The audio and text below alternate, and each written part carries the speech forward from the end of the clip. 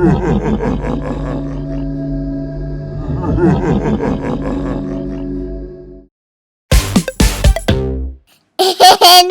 थी। जामपुर गांव में एक शंकर भगवान का मंदिर था जो कि कई सालों पुराना था। जब कभी भी गांव पर कोई भी परेशानी आती, उस मंदिर से एक रोशनी चारों तरफ फैल जाती और रोशनी इतनी तेज होती कि कोई भी उस रोशनी का सामना नहीं कर पाता।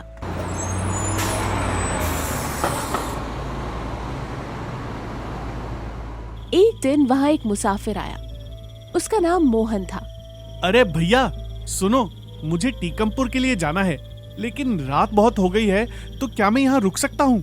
आप जाकर एक बार सरपंच साहब से मिल लीजिए, वही आपको यहाँ रुकने की आज्ञा दे सकते हैं। अच्छा ठीक है। मोहन वहाँ से सरपंच के पास निकल जाता है और सरपंच के पास जाकर कहता है, सरपंच साहब, मुझे कल सुबह तक के लिए यहाँ रुकना है। मुझे टीकमपुर जाना है, लेकिन रात बहुत हो गई है, तो मैं इस समय नहीं जा सकता। कोई बात नहीं, आप हमारे गांव में रुक सकते हैं। आपका धन्यवाद। सरपंच मोहन को अपने ही घर में रोक लेता है और मोहन का बहुत आदर सम्मान करता है। लेकिन रात को मोहन सोता नहीं है, मंदिर की तरफ जाता है और सरपंच उसे मंदिर की तरफ जाते हुए देख लेता है। सरपंच भी मोहन के पीछे पीछे जाता है। क्या बात है मोहन, आप इतनी रात को मंदिर के पास क्यों घूम रहे हो? मुझे यहाँ से कुछ आवाज और रोशनी दिखाई दी थी, इसलिए मैं यहाँ आ गया। ये हमारे गांव का सबसे पुराना मंदिर है। जब भी गांव पर कोई मुसीबत आती है तो ये मंदिर हमारी रक्षा करता है। यहाँ कोई नागिन है क्या? आपको कैसे पता? मुझे ऐसा लगा जैसे यहाँ कोई नागिन है। कौन हो तुम? मैं मोहन हूँ। तुम कोई और हो, तभी तुमको ये पता चला कि यहाँ पर कोई नागिन है। सरपंच की आवाज सुनकर और भी लोग आ जाते हैं। क्या हुआ सरपंच जी? इसे हमने मेहमान समझकर अपने घर और गांव में रखा, लेकिन ये कोई साधारण इंसान नहीं है। इसे पता है यहाँ नागिन है। मैं सपेरा हूँ और मैं इस नागिन की तलाश में ही आया हूँ। मुझे किसी भी तरह ये इच्छाधारी नागिन चाहिए। इस इच्छाधारी नागिन को तुम यहाँ से नहीं ले जा सकते। इतने में इच्छाधारी नागिन सामने आ जाती है। क्यों आए हो तुम यहाँ? मैं तुमको लेने के लिए आया हूँ, चलो मेरे साथ।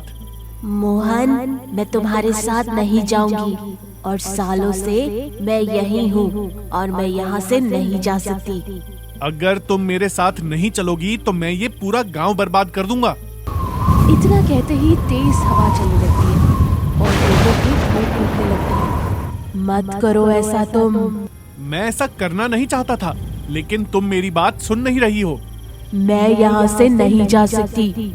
अगर मैं यहाँ से गई तो मेरी मृत्यु हो जाएगी। और अगर तुम मेरे साथ नहीं गई तो तुम्हारे बचपन का गांव बर्बाद हो जाएगा। उस पर संकट है। क्या संकट? वहाँ एक अघोरी ने अपना डेरा डाल लिया है और वो लोगों को बहुत परेशान करता है। अगर तुम नहीं आई तो वो सबको मार डालेगा। सिर्फ तुम ही उससे लड़ सकती हो। वो शक्ति मेरे पास भी नहीं है जो तुम्हारे पास है। इच्छाधारी नागिन, तुम यहाँ से ही कुछ ऐसा करो कि उस अघोरी को सबक मिले। इच्छाधारी नागिन मंदिर में जाती है और वहां से 4 पत्थर उठाती है और उस पर अपने विष को डालती है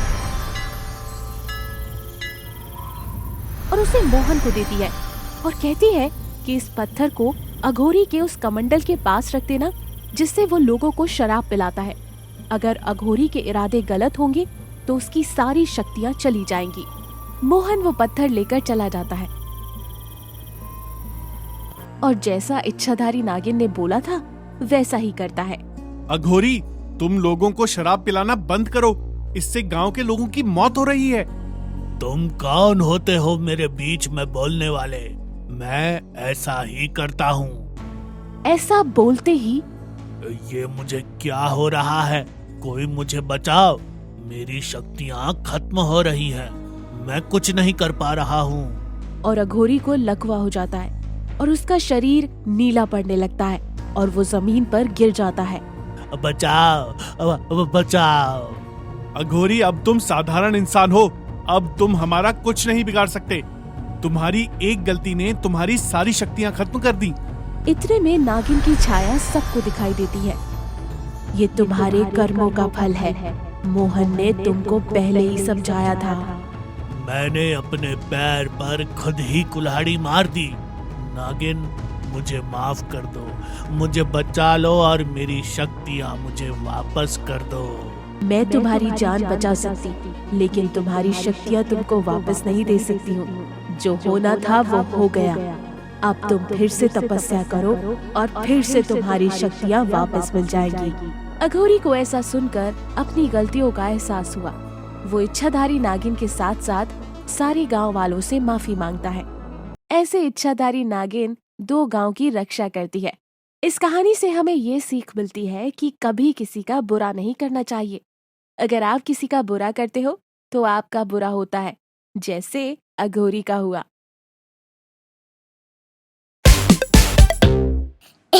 नानी जी। ये कहानी आपको कैसी लगी? हमारे कमेंट सेक्शन में हमें कमेंट करके जरूर कहिएगा। एक बड़ी झील के किनारे मछुआरों का एक गांव बसा हुआ था। वहां के लोग अपने घर का गुजारा मछलियां पकड़ कर ही करते थे। लेकिन जैसे जैसे समय बीतता रहा, वैसे वैसे उन झीलों से मछलियां कम होती जा रही थी। उसी गांव में सलीम नाम का एक आलसी मछुआरा रहा करता था। अरे सलीम भाई, क्या हुआ? सो क्यों रहे हो? अरे भाई, 5 बार जाल डाल चुका हूँ, कुछ हाथ नहीं लगा। मतलब कुछ नहीं होने वाला। अब तुम्हारी तरह बेकार की मेहनत कौन करे? हाँ भाई, हमको तो आदत है, परिवार भी तो चलाना है। क्या पता कोई अलादीन का चिराग ही हाथ लग जाए। तुम करो बेकार की मेहनत, मैं तो घर चला। और ये बोलकर वो अपना जाल उठाकर घर की तरफ चल देता है। क्या हुआ? आज खाना बहुत कम बनाया है। पिछले 1 महीने से आपका काम ठीक नहीं चल रहा। आगे पता नहीं और कितने दिन तक यही हाल रहेगा। और हाँ, सलमा बता रही थी कि आप झील के किनारे जाकर सो जाते हो। अरे सलमा को बोलना मुझे मत सिखाए, अपने घर की तरफ ध्यान दिया करे। आपको तो अगर अलादीन का चिराग भी मिल जाए तो भी आपका कुछ नहीं हो सकता। इतने आलसी हो आप। हाँ। सलीम को सोते वक्त अचानक अलादीन के चिराग वाली बात याद आती है और अगले दिन वो अपने परिवार से कहता है, मैं किसी और झील की तलाश से बाहर जा रहा हूँ, शायद कुछ दिन लग जाएं। ये कहकर वो अलादीन के चिराग के लिए निकल पड़ता है। कुछ देर चलने के बाद उसको एक झील नजर आती है। क्यों ना यहाँ पर जाल बिछाकर देखा जाए। वो हमेशा की तरह 5 बार जाल फेंकता है, लेकिन उसके हाथ कुछ नहीं आता। अपनी किस्मत में कुछ लिखा ही नहीं है। ऐसा कहते हुए जैसे ही वो जाल निकालता है, अचानक उस जाल में उसको एक बोतल नजर आती है। उस बोतल को जैसे ही वो खोलता है, अचानक उस बोतल में से एक जिन निकलता है।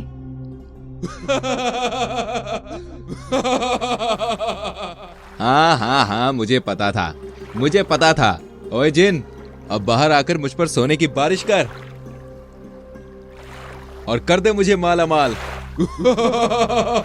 अरे ओ पागल इंसान, मैं तेरा गुलाम नहीं, मैं तो इस बोतल में बंद था और मैंने कसम खाई थी कि जो भी मुझे आजाद करेगा मैं सबसे पहले उसी की जान लूंगा।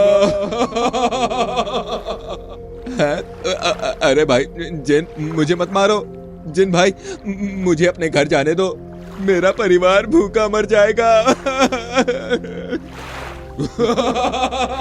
चल ठीक है, तेरी जान एक शर्त पर बख्श दूंगा। अगर इसी झील से तू मुझे 1000 मछलियां पकड़कर खिला दे तो मैं तेरी जान बख्श दूंगा। ये सुनकर सलीम कई बार जाल फेंकता है और शाम तक वो 1000 मछलियां पकड़ लेता है। अरे जिन, ये ले मछलियां, अब मेरी जान बख्श दे। मुझे अपने परिवार की बहुत याद आ रही है, मुझे उनके पास जाना है। ए आलसी इंसान, जा अब इन्हें बेच और अपने परिवार का गुजारा कर। ये मछलियां तेरी मेहनत की हैं, मैं तो तुझे मेहनत सिखाना चाहता था। ये सब सुनकर सलीम की आंखें भर आती हैं। जिन उसे दोनों हाथ आगे करने को कहता है और उसके हाथों को सोने के सिक्कों से भर देता है। ऐ जिन, मैं अपने परिवार को जादू से नहीं, अपनी मेहनत से आगे बढ़ाऊंगा। ये कहकर वो इन सिक्कों को लौटा देता है। बहुत खूब, अब मुझे इस बोतल में बंद कर दो और फेंक दो इसी पानी में। देखते हैं आगे कौन मिलेगा। वो जिन को उसी बोतल में बंद करता है और पानी में फेंक देता है और खुशी खुशी घर की तरफ चल देता है। तो देखा आपने, मेहनत में ही अलादीन का चिराग छुपा हुआ है। तो दोस्तों, ये कहानी आपको कैसी लगी? हमारे कमेंट सेक्शन में हमें कमेंट करके जरूर कहिएगा। और अगर आपने अभी तक हमारे चैनल को सब्सक्राइब नहीं किया तो जल्दी से सब्सक्राइब करें। जल्दी मिलेंगे एक नई कहानी के साथ।